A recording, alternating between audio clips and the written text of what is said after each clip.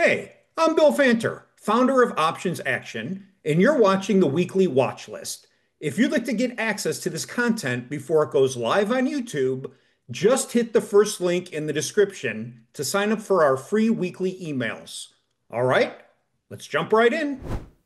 Welcome back, everybody. So this is going to be the watch list for Monday, November 3rd. Hard to believe that we are into the last 2 months of the year. So a couple things to think about as we enter in November and December is typical overall trading volume is going to start to decline, most likely significantly, unless we get the government reopened and a whole slew of data starts forthcoming either to the positive or to the negative. Okay, that will attract people that are sitting on the sidelines to jump in and try to catch this rally higher, or to sell on the news if it doesn't come in as anticipated, right?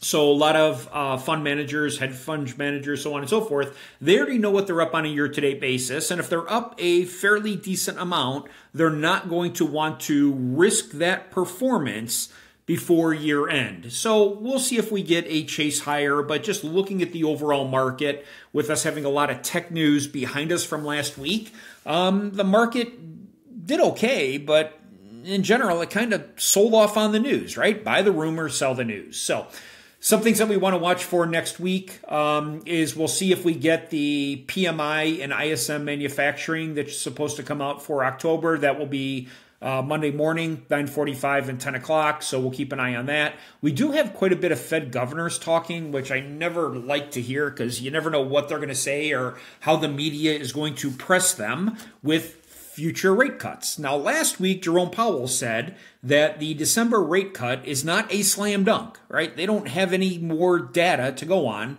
with the government shut down. So the number you're going to want to watch is ADP employment numbers, which are going to be on Wednesday. And then we'll see what the services PMI and ISM services come in on Wednesday. So providing that those get reported. But other than that, jobless claims, U.S. productivity, wholesale inventories, the U.S. unemployment report, hourly wages, that is all on hold. And even if the government does reopen, I don't think that you're going to see those numbers relatively soon. So we'll have to wait and see. We do have consumer spending that we're going to want to be aware of, as well as consumer credit on Friday, November 7th. Let's take a look from an earnings perspective. What do we have going on here? Some fairly big names that we're going to want to be cognizant of. Primarily on Monday is going to be Palantir, so we'll want to keep an eye on that from an overall tech perspective. Then we're going to have some more retail names with Uber, Shopify, Spotify. We're also going to have the chips, so we're going to have AMD and Super Microcomputer. I'm going to cover those later on in the presentation. And then we're going to have some more retail restaurants, McDonald's. This one will be an interesting one to keep an eye on as well, because the restaurants that have announced have typically not done too well. Then some outliers, Robinhood, as well as Snap. So I'm going to look at those, and we'll see what we can come up with from an overall strategy perspective. But right now, what has been the winning solution is let the company announce and then just go ahead and trade the activity from that point forward. Okay, so let's go ahead and take a look at the overall ETFs. So you can see from this past week, and I'm going to just go out to a daily time frame here. And again, with all big tech earnings over the last couple of days, we are not making a new all-time high. Okay, so the all-time high was back here on Wednesday. And so Wednesday we did have some big tech earnings, right, with Meta, with Google, with Microsoft, and then we had Thursday come into play with Amazon and Apple, and then definitely different bifurcated results as to how the market either bought those stocks up or sold them off. And we're going to look at them on an individual basis, but we are not making a new all-time high off of those tech earnings. Now, a lot of question that's coming into play is the AI spend, and it has been monumental with a lot of the names, but the question is, if they spend the money, are they going to be able to get the ROI that the market is actually looking for? So again, ran up everything into big tech earnings. They didn't disappoint. But I would say that it wasn't enough for a broadening of the rally to continue. And that's the problem we're seeing, is that the top 10 names are controlling 40% of the overall market. And therefore, some of the breadth is starting to get exhausted. So looking at SPY, I think we got to hold this 621.28. If not, go short into the gap fill. Now, this is the interesting part too. I would have thought, and they tried really hard to fill this gap. Remember, we only do a gap on a daily basis. It's the only place that we chart it. But they tried, and they did originally push it down, right? Because the gap initially on the daily was a lot larger, right? The gap originally, when it was created, was all the way up here to all the way down here. Okay, so they already filled half the gap. Typically speaking, when they get halfway through on a daily basis, it will normally push all the way to the bottom of the gap and close it. Well, why didn't that happen? Well, the problem was we just had too many tech earnings on these 2 days, right? We had Microsoft, and we had, the big names, and then we had Apple and Amazon. We also had Google here. We had Meta here, and then the market just kept bidding it up, so the gap did not fill. Now, if we go ahead and take a look at this gap on a lower time frame, right, I'm going to have to reduce the size of it. So this candle low while the market opened was 679.25. So I'm going to go ahead and reduce this here to 679.25. Okay, and so we now have a revised gap, kind of just a small gap below.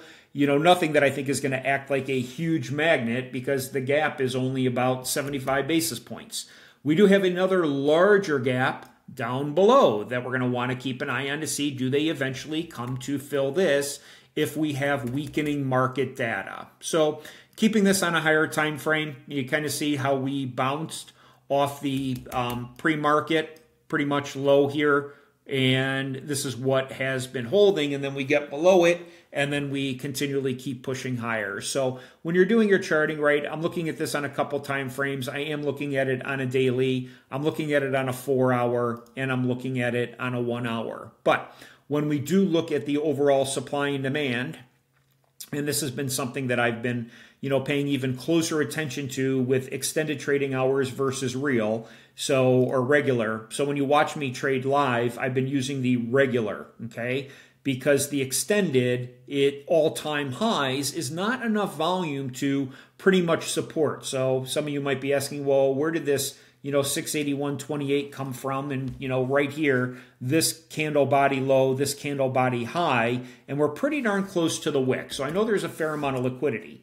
Now, what I can also see is, right, we have sellers up here, but I don't have any really heavy buyers until down here back at this 666 level, right? It left everybody in the dark. So if I'm going to play puts, I want to see a fair amount of black space. But when I am charting on a extended hour time frame, and then I'm going back and looking to see on the regular, is there anything else to be noted? So let's take a look at QQQ. Right now, again, this pivot here, we moved up, tech earnings, right? This was the overall Amazon and Apple really pushed the market higher come post-close on Thursday, and then Friday, for the most part, sold into the broader market. Now, we are below my level of 629.28, so again, I do think that puts could be relevant. Again, the market's not making new all-time highs, but keep an eye on, again, the regular trading hours. We do have a fair amount of buyers here, but if we can get past these buyers and get into this gap, we have a huge gap down below, but we need overall tech to actually weaken, okay? So those are my levels for SPY and QQQ. Let's look at the individual names. Apple, for those of you that were trading live with me, did take a losing trade on Friday, which, again, it was a trade that I would take over and over and over again. What happened with Apple post-earnings? I mean, they ran the thing up over 4%, okay? And then in the pre-market, they sold it down a bit. And then what happened is, on the market open, they literally just heavily sold into it. Now, some of you were able to get the call trade that I called out here at 269, right? And able to take it up to 272. But for whatever reason, while they were buying all of tech across the board, on Friday, on the open, the only one they were selling was Apple. So is this a sign that Apple has peaked out? It's probably a fairly good case, unless they step in for some unknown reason and start to buy this up higher, okay? Really wasn't anything notable, right? Other than Berkshire sold about 30 million Apple shares in Q3. So that was something that is now out there that will weigh on the stock, is that Warren has now the largest stockpile of cash in history. And then also the Warren Buffett indicator says that the market has never been this much overvalued. It's actually more overvalued than the dot-com bubble, and it's more overvalued than before we went into COVID. So I think, right, everybody's really, really nervous buying at these valuations to say, is this sustainable? My personal bias is the answer is no, they're not. I mean, and nobody's going to keep buying at all-time highs and be left holding the bag, and you can see exactly how that happens. So the other hard part is, right, you don't want to fight strength. And when everything is green and only one stock is red, the likelihood that that continues is very low from a probability perspective, okay? So this is Apple. Let's go ahead and take a look at, they did the exact same thing with Google, which was interesting. Google was the exact same thing. On earnings, okay, here was earnings over here for Google. They ran it up really nice in the pre-market, and then after, it comes right back down, right? We're pretty much not quite to where it closed before earnings. We're off by about $6, $7, but we do have a gap fill to the downside. So this thing, again, going into earnings was just running and running and running. But as you can see, right, nothing goes up in perpetuity forever. And we're going to get a bit of a pullback. So we can watch this. You can see that this was the pre-market high, okay? And then, again, sold into it. Now, conversely, with Microsoft, let's take a look at them. Again, earnings, right? Nice pop up, heavy sell, okay? Just gone, erased all of that earnings. That was a huge win, buying it post-market, and then actually buy the rumor, sell the news. And that's what was happening, going into earnings. Buy the rumor, sell the news. Okay, so we're going to want to watch this one right here at this 517. I don't have any trades that I like on this one. Contracts are expensive, and, you know, buyers and sellers are pretty much balanced, but you can see my levels for this, so kind of keep an eye on this 517. We could come down to 513, ultimately back down to 506. Now, the one that did not fare well on earnings was Meta, right? It created this huge gap up above. Remember, gaps are only created on a daily time frame, so if you come up here, you'll see where the candle closed, where the candle wick to. You have this huge drop, right? This was trading close to $800. I did do a fib on the daily from the low to the high to see where might this bounce. So for me, I would be interested in possibly taking a call trade somewhere in the golden zone, okay? First is going to be right around this 622, if not the top of the gap fill. But if we get more weakness, look for them to fill this gap. And then I think that this is definitely a place you pick up some shares, probably for a longer term hold at $600. But that's about 8 or 9% lower than where we closed on Friday. So will they let it come down this low?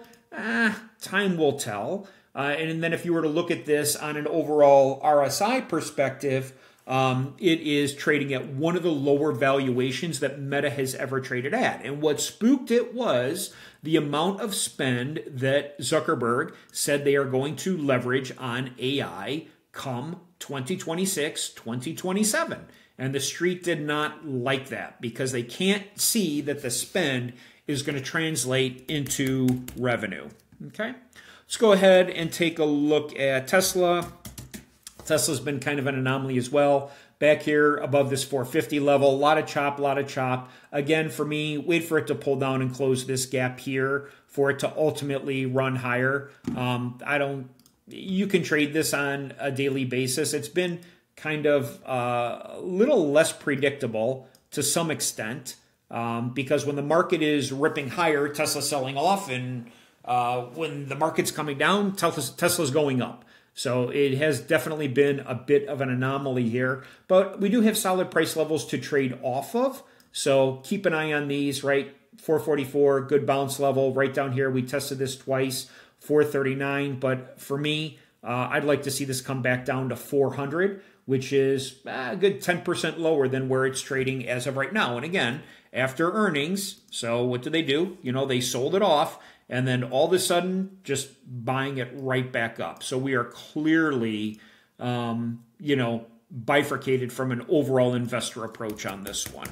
Let's go ahead and take a look at NVIDIA. NVIDIA, the hard part with this one is they don't report for an entire another week.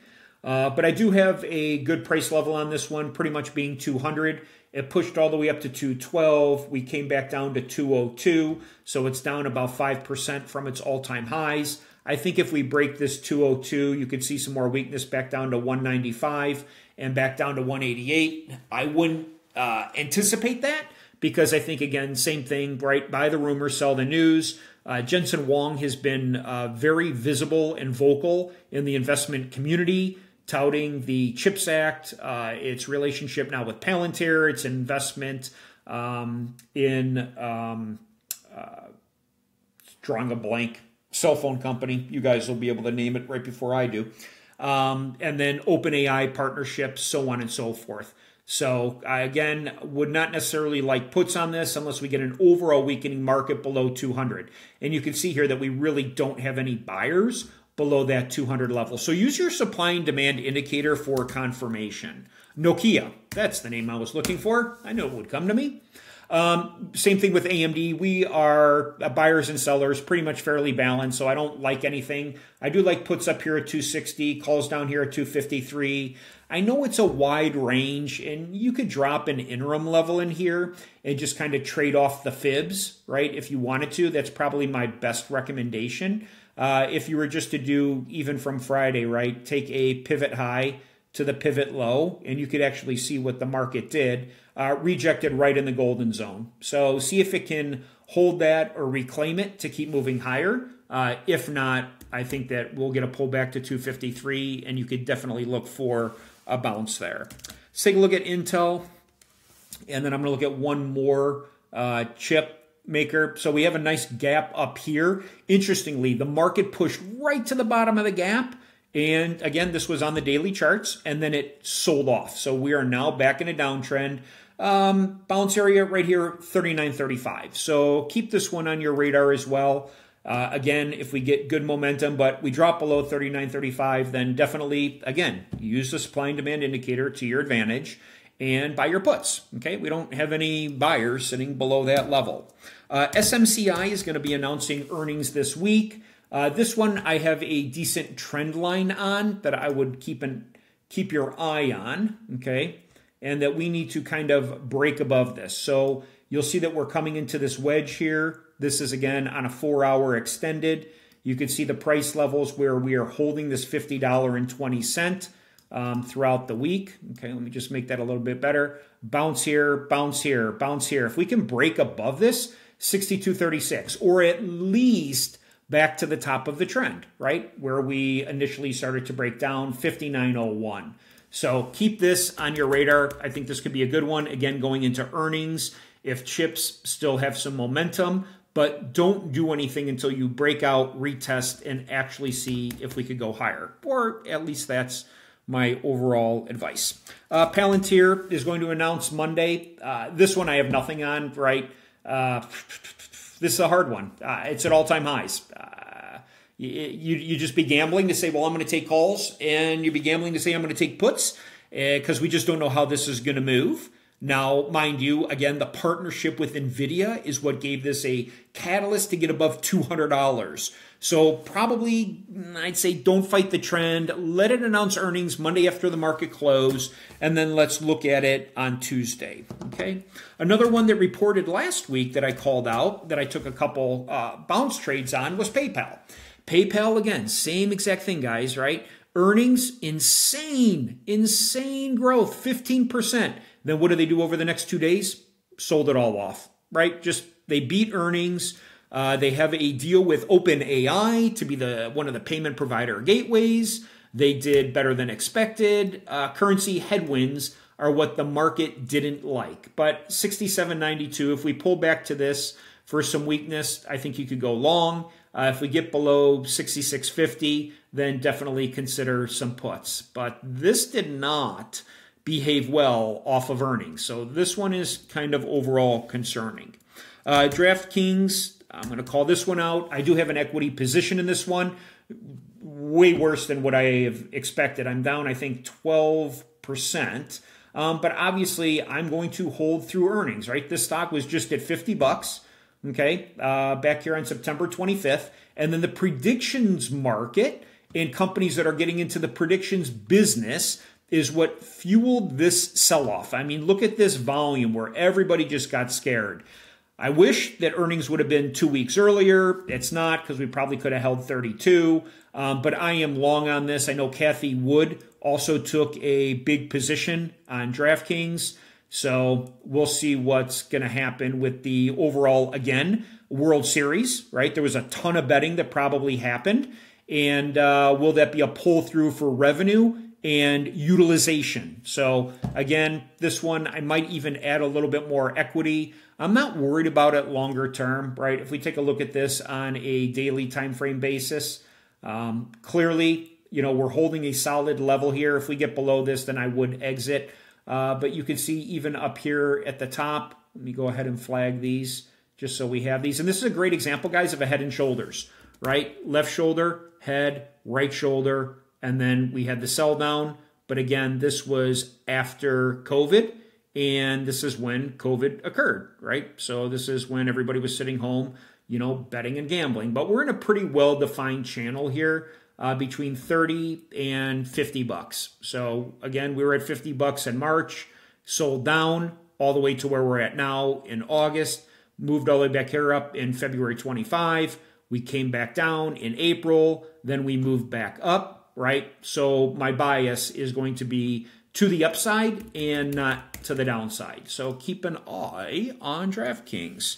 Some others that are going to be announcing, Shopify, again, this is going to be a double top up here. So if we go out to a monthly time frame, you can see it was here back in November of 21. Think about that, 4 years ago, okay? Is this a double top, and are they able to actually move higher? And then look at what it did all the way ever since. I mean, went from 173 all the way down to 40 bucks, straight back up. Okay, this one again has earnings that's going to be coming up. I believe, let's see, what day is this one? On Shopify, if I'm not mistaken, is Tuesday morning. It is. Okay, so this one, if you're holding it, sell some out of the money covered calls. If you're not holding a position, then I would probably wait. Or if you want to play a lotto, if you want to just do a lotto, do a put trade, right? Or sell a upside call spread. It's small position size, more so than anything. Pfizer has earnings coming out as well this week. I did not highlight that one earlier, but we're going to have that we're going to keep an eye on. Now, this thing has just been beaten down so many times, and now they're in a lawsuit battle with Novo Nordisk. Okay, so around their Maestra. Again, it's all over. These companies are all fighting over weight loss drugs. I mean, it's literally crazy what we are seeing nowadays. But this thing, it's just been somewhat in a consolidation on a slight uptrend. Nothing, magical or fantastic. Current, RFK Jr., in charge of, the FDA and everything else, isn't really done any of these companies a great justice, if you will. But if you break below the trend line, then that would be something that you would probably say, okay, I need to, get out of this trade or get out of this position. But you can see how, 24, 28, and again, earnings, let earnings come out, and let's see what they do with Pfizer. A couple of the other ones, Robinhood is going to be announcing it had a huge day on Friday, as did MicroStrategy, right, with Bitcoin. So this thing, 137 all the way up to 150. I do know it has a price target of 200 on this thing. Again, I think what you do on this one, let them announce earnings, see what it does, but this thing has been a rocket ship, okay? Same thing with Coinbase. If you watch what was happening with Coin, we got the same thing, but 153.58 for puts up here at the top is how I would play this. Bounce at 137.13. Let's look at Coin since I mentioned it. Again, we had earnings, good earnings, okay? Beat on both the top and bottom line, but no exponential real price movement one direction or the other. So a lot of consolidation, kind of a status quo around this 330, 350 price level. If we get some weakening in this one, again, watching the coin market, right, as to what's going on with Bitcoin, Solana, so on and so forth, you could wait and then take some calls, right? If we get weakening, take your calls down here at 334.43. That's how I would do that. Again, but I don't want to be shorting into this. Look at all these buyers, right? If we get below 290, go ahead, take puts all day long, right? Makes more sense. Or get below 300, psychological levels. But right now, don't be shorting into strength like this. I just don't think that it makes really good sense. And then the last one I want to cover with you is going to be McDonald's. We've been watching the restaurants all announce. It's been brutal for a lot of them. Chipotle just decimated on earnings.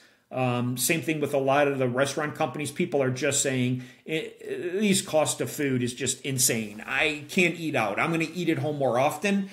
Now, McDonald's is going to be a hard one, right? Because they got the value meals. It's got, all kinds of, greasy, cheap food, for lack of better terminology. I'm not trying to hate on McDonald's, but I'm just going to leave it there. So I'll shut up while I can. But if we break below 297.15, definitely think puts. Keep an eye on this though, right? Because we are going to be running on this trend line.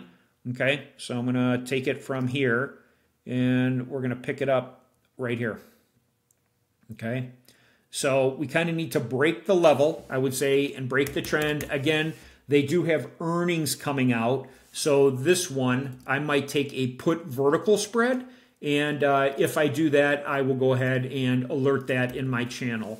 But just based upon what all the other restaurants are doing, I think people are, definitely pulling back. But you can see on this daily, right, holding, we're moving up, holding, we're moving up. On a daily also, if you take a look at where we're at on the EMAs, they are just rolling over, okay? So the 9 and the 21 pretty much just turned on Friday. And again, they have earnings coming up on Wednesday. So the other thing you can do too, I think if you want, I don't know that they're going to really blow the numbers out of the water, but sell an upside call spread, right? Sell a 311, maybe buy this pivot high, the 319. Okay, so that's something else that you can definitely take a look at to say, I don't necessarily want to buy puts, but maybe I want to buy, sell upside calls and then collect the premium. But wow, we covered a lot this morning. Anyways, remember, volume is dropping, size down on your positions, have more patience. When you have a holiday week like Thanksgiving or Christmas or New Year's, the volume is really, really, really low those weeks, okay? And you get very erratic price movement. So be cognizant of that, be cautious. There's no reason to be, risking your gains for the year going into the year end to give them back. I mean, I'm not giving back my gains this year. I'm keeping them, right? And then I'm going to start out 2026 really, really strong, right? This has been a great year for us, trading options. I think next year will be equally astounding. So with that, everybody, if you need the supply and demand indicator, it's in the email list, or just comment here on this video and I'll attach the link. And if there's anything that I could ever do, feel free to reach out. So with that, have a phenomenal trading week, and I will talk to you all soon. Take care. Thanks for watching. If you haven't already done so, make sure you sign up for the free weekly watch list emails to get early access before the video drops here on YouTube. See you next time.